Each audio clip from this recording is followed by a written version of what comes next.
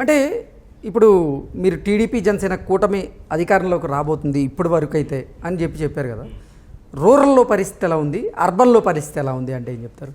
అంటే ఓవరాల్గా చూసుకుంటే రూరల్లో ముఖ్యంగా వైఎస్ఆర్సీపీ బలంగా ఉన్నట్టే రూరల్లో. ఓకే.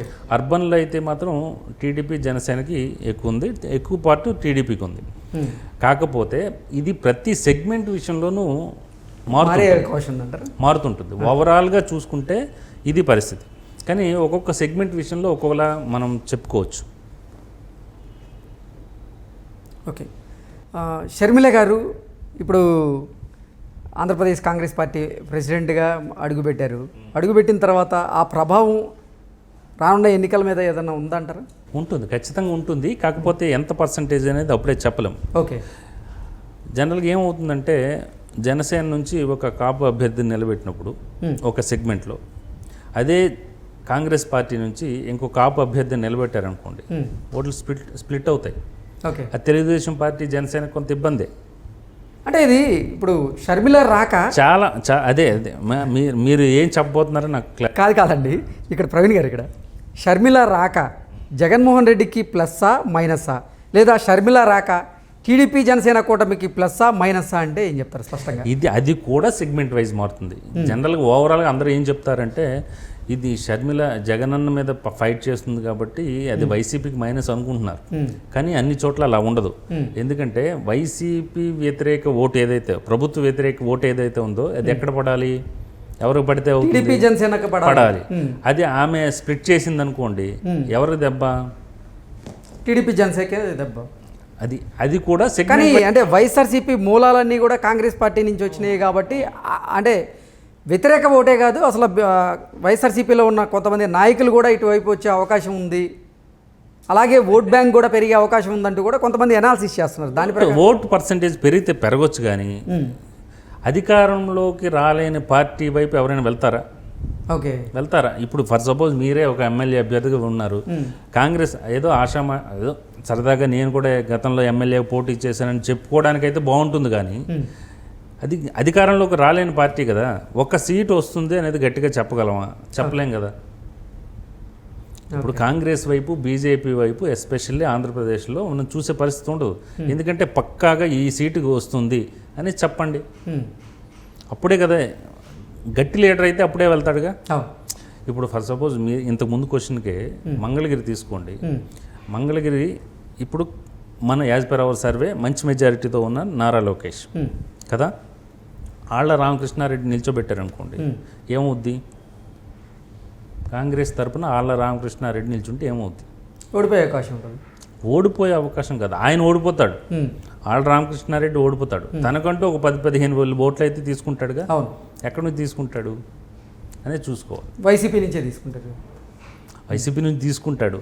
అది మెయిన్ ఏంటంటే ఈ వీళ్ళకి తెలుగుదేశం పార్టీకి ఇబ్బంది కాకూడదు చాలా సెగ్మెంట్లో. అలా ఇబ్బంది అయితే కనుక కొంత మెజారిటీ తగ్గుద్ది కదా. ఓకే. రానున్న ఎన్నికల్లో ఆంధ్రప్రదేశ్లో బీజేపీ ఇంపాక్ట్ ఎలా ఉండబోతుంది? బీజేపీ అసలు వాళ్ళ అధినాయకత్వం ఏదైతే కేంద్ర నాయకత్వం ఉందో దే లీస్ట్ బోదర్ అండి.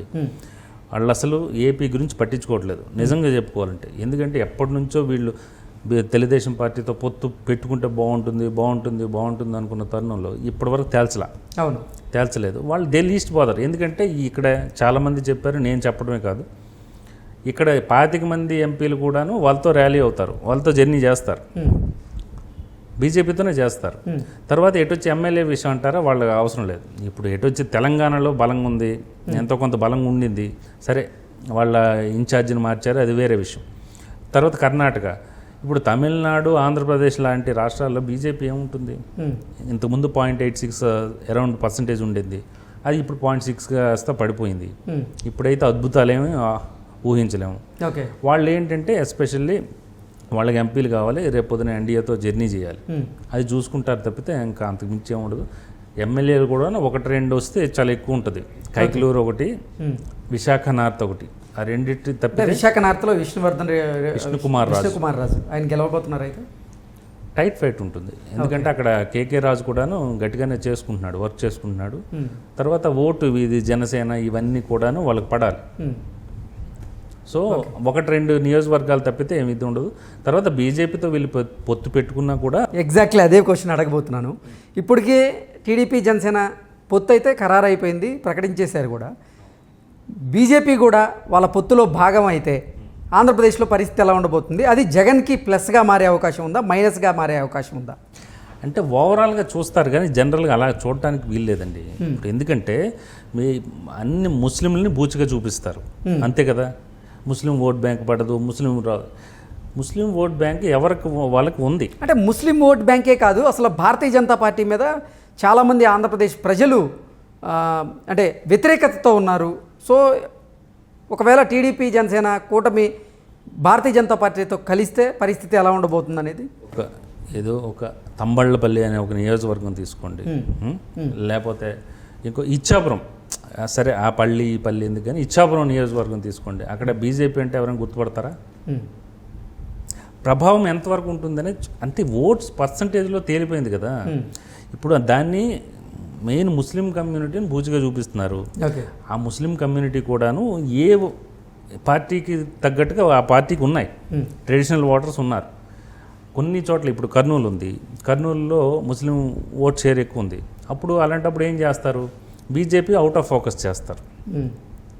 అప్పుడు ఏంటంటే వీళ్ళు హిందూ మతం, శ్రీరాముడు ఇదంతా ఇష్యూ అవుద్ది కాబట్టి అలాంటి చోట్ల అవుట్ ఆఫ్ ఫోకస్ చేస్తారు. కానీ ఎన్ని ముస్లిం నియోజకవర్గాలు ఉన్నాయి? ఒకవేళ బీజేపీతో పొత్తు టీడీపీ జనసేన కూటమికి ప్లస్ అవుతుందా, మైనస్ కాబోతుందా? ఏమీ కాదు, న్యూట్రల్గా ఉండబోతుందా? ఏమీ కాదు. అంటే బీజేపీతో ఉపయోగం కూడా ఉండదు అంటారా? ఉండదు. ఓకే, ఉండదు. బీజేపీ ఒక నియోజకవర్గం పలానా నియోజకవర్గం బీజేపీ వల్ల టీడీపీకి టర్న్ అవుట్ అవుతుందని ఒక నియోజకవర్గం నాకు చెప్పండి. అట్లా ఏముండదు. ఎటొచ్చి ఒక 10 సీట్లు ఇచ్చారనుకోండి, ఒక విశాఖ నార్త్ లేకపోతే కైకిలూరు, అక్కడ తెలుగుదేశం పార్టీ జనసేన క్యాడరు బీజేపీకి సపోర్ట్ అవుతుంది తప్పితే బీజేపీ వల్ల తెలుగుదేశం పార్టీ జనసేనకి ఏంటి లాభం చెప్పండి? ఎక్కడుంది ఓట్ బ్యాంక్? ఎక్కడుంది ఓకే ఓట్ బ్యాంక్ ఉన్న నియోజకవర్గం చెప్పండి. సో ఈ అయోధ్య అంశం కూడా ఆంధ్రప్రదేశ్లో బీజేపీకి కలిసి వచ్చే అవకాశం లేదంటారా మరి?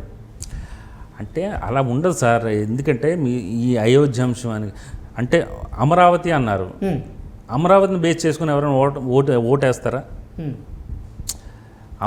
ఇప్పుడు ఓవరాల్గా దేశవ్యాప్తంగా మనం ఒకసారి చంద్రబాబు అంటే ఇష్యూ బేస్డ్ చెప్తున్నా, మీరు ఇష్యూ బేస్డ్ అన్నారు కాబట్టి ఇష్యూ బేస్డ్ చెప్తున్నా. చంద్రబాబు అమరావతి అభివృద్ధి అనే దీంట్లో వెళ్తే వేశారా? ఆ లోకల్ పలాసలో ఉన్నోడుకో లేకపోతే ఒక నెల్లిమర్లో ఉన్నోడికి అమరావతి గురించి ఏం సంబంధం? దాని మీద కూడా వేయరు. ఇది కూడా అంతే. ఓకే, అంత బ్రాడర్ పర్స్పెక్టివ్ వ్యూలో ఉండదండి. లోకల్గా మనకి ఏ ఇష్యూస్ ఇంపాక్ట్ ఉంటుంది కదా. మనకు మీ నియోజకవర్గం ఏది, మీ నియోజకవర్గంలో స్థానిక అంశాలే ఎక్కువ, స్థానిక నాయకత్వము స్థానిక అంశాల మీదే ప్రభావం ఎక్కువ ఉంటుంది.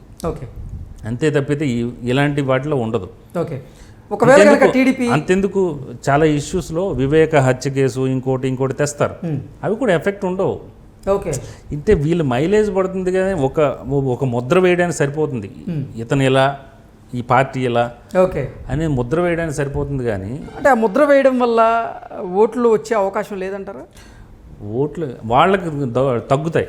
ఓకే, వీళ్ళు అంటే అటు తగ్గుతాయంటే ఇటు పడతాయని కాదు, అటు తగ్గుతాయి, కొంతవరకు తగ్గే అవకాశం అయితే ఉంటుంది అంతే. ఓకే, ఒకవేళ కనుక టీడీపీ జనసేన కూటమి బీజేపీతో పొత్తు పెట్టుకుంటే బీసీలు టీడీపీకి మరింత దగ్గరయ్యే అవకాశం ఉందా అంటే ఏం చెప్తారు? కమ్యూనిటీ వైజ్ అట్లా ఏం అవ్వరండి. ఎందుకు దగ్గర అవుతారు చెప్పండి? బీసీకి బీజేపీకి ఏంటి సంబంధం? బీసీకి బీజేపీకి ఏంటి సంబంధం? అదేం లేదు, అట్లే ఉండదు. ఒక బీసీ అంటే ఒకరు కాదు కదా, ఒక క్యాస్ట్ కాదు కదా, దాంట్లో చాలా కులాలు ఉపకులాలు చాలా ఉంటాయి. అలా ఏముండదు. ఒక పర్టికులర్ క్యాస్ట్ ఒక పర్టికులర్ పార్టీతో జర్నీ చేస్తుంది అనేది మనం చెప్పలేం. కాకపోతే ముఖ్యంగా ఎస్సీ రిజర్వ్డ్ కాన్స్టిట్యున్సీస్లో ఎక్కువగా ఎస్సీలు అయితే మాత్రం, ఓవరాల్గా కూడా ఎక్కువ ఎస్సీలు అయితే మాత్రం వైఎస్ఆర్సీపీ వైపు స్టిల్ జర్నీ చేస్తున్నారు. అరకు లాంటి సెగ్మెంట్లో గిరిజనులు, ఎస్టీలు ఎస్పెషల్లీ అరకు లాంటి పార్లమెంట్ సెగ్మెంట్లో 7 6 గెలుచుకునే అవకాశాలు కూడా ఉన్నాయి ఇప్పటికైతే. ఓకే, అంటే వైఎస్ఆర్సీపీ ఎస్సీ ఎస్టీలు స్టిల్ దీంతో జర్నీ చేస్తున్నారు. కొంత మార్పు వచ్చిందిలేండి. మరి బీసీల పరిస్థితి ఏంటండి?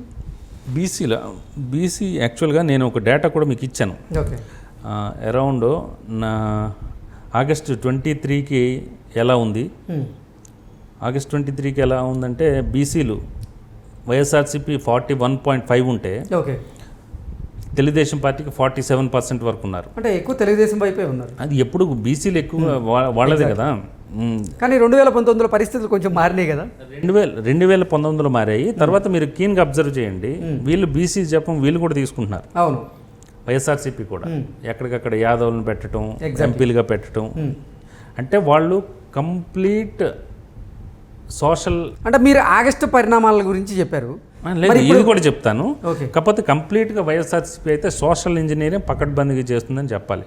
ఓకే. ఎందుకంటే మీకు ఏలూరు ఎంపీ ఒక యాదవ్ని పెట్టిన తర్వాత ఇక్కడ నర్సరావుపేట కూడా యాదవ్ పెట్టిన, ఇదంతా కూడా వాళ్ళు ఆ డేటాను బేస్ చేసుకుని చేస్తున్నారు. Okay okay, what we do యాక్చువల్గా మేము సెఫాలజిస్టులు, మేము ఈ డేటా అనాలిసిస్ చేసుకుని మేము చేస్తాం. వాళ్ళు కూడా అది పకడ్బందీగా చేస్తున్నారు. అక్కడ ఈ మెజారిటీ ఓటర్స్ ఏ సెగ్మెంట్ ఉంటే వాళ్ళని అట్రాక్ట్ చేయాలని ఆ పర్టికులర్ కమ్యూనిటీ నుంచి దించుతున్నారు. కాకపోతే ఒకటి ఏంటంటే ఏ కమ్యూనిటీ వాళ్ళు తమ్ముళ్ళు అనుకుంటారు, కానీ ఏ కమ్యూనిటీ వాళ్ళు ఆ కమ్యూనిటీకి వేస్తారనేది పెద్ద అబద్ధం. ఓకే, నా కమ్యూనిటీ వాళ్ళు నాకు వేస్తారు అనుకునేది చాలా పెద్ద అబద్ధం. మీకు కొన్ని చోట్ల తీసుకోండి, కందుకూరులో మహేందర్ రెడ్డి ఆయన బలంగా ఉన్నాడు. రెడ్డి ఓటర్లు ఎక్కువ ఉంటారంటే ఉండరు. చాలా చోట్ల ఒక చోట క్షత్రియ ఓటర్లు ఒక 25 మందో 100 మందో ఎట్లా ఉన్నారు. మెయిన్ ఏంటంటే కాపులు ఉన్నారు. అయినప్పటికీ అక్కడ క్షత్రియ ఎమ్మెల్యే ఉంటాడు. అలాంటివి చాలా ఉన్నాయి, చాలా నియోజకవర్గాలు ఉన్నాయి. సో ఈ కమ్యూనిటీని బేస్ చేసుకుని చేస్తారు, కానీ చాలా చోట్ల వర్కౌట్ అవ్వదు. ఓకే.